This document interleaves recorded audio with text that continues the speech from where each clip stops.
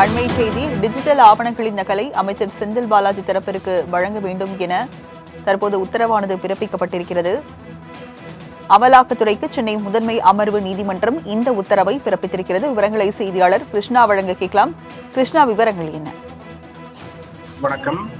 அமலாக்கத்துறையினரால் பறிமுதல் செய்யப்பட்டு தடயவியல் ஆய்வுக்கு உட்படுத்தப்பட்ட டிஜிட்டல் ஆவணங்களின் நகலை அமைச்சர் செந்தில் பாலாஜி தரப்பிற்கு அளிக்க அமலாக்கத்துறைக்கு சென்னை முதன்மை அமர்வு நீதிமன்றம் இன்று உத்தரவிட்டிருக்கிறது. அமைச்சர் செந்தில் பாலாஜிக்கு எதிராக சட்டவிரோத பண பரிமாற்ற சட்டத்தின் கீழ் அமலாக்கத்துறை பதிவு செய்த வழக்கில் சென்னை மத்திய குற்றப்பிரிவு போலீசாரால் பறிமுதல் செய்யப்பட்ட டிஜிட்டல் ஆவணங்களின் நகல்களை தனக்கு வழங்க கோரி அமைச்சர் செந்தில் பாலாஜி தரப்பில் மனு தாக்கல் செய்யப்பட்டிருந்தது. இந்த டிஜிட்டல் ஆவணங்கள் MP MLA-க்கள் விசாரிக்கக்கூடிய சிறப்பு நீதிமன்றத்தின் வசம் உள்ளதால் அமலாக்கத்துறையால் வழங்க இயலாது என்று அமலாக்கத்துறை தரப்பில் வாதிடப்பட்டிருந்தது. இந்த மனுவை விசாரித்த சென்னை முதன்மை அமர்வு நீதிமன்ற நீதிபதி S. கார்த்திகேயன் பறிமுதல் செய்து தடயவியல் ஆய்வுக்கு உட்படுத்தப்பட்ட டிஜிட்டல் ஆவணங்களின் நகலை அமைச்சர் செந்தில் பாலாஜி தரப்பிற்கு அளிக்க அமலாக்கத்துறைக்கு உத்தரவிட்டிருக்கிறார். மேலும் இந்த வழக்கின் விசாரணைக்கு அமைச்சர் செந்தில் பாலாஜி நேரில் ஆஜராகியிருந்தார். பின்னர் சாட்சி விசாரணைக்காக வழக்கின் விசாரணையை ஜனவரி 20ஆம் தேதி அறிவித்து நீதிபதி உத்தரவிட்டிருக்கிறார். ராஜலட்சுமி,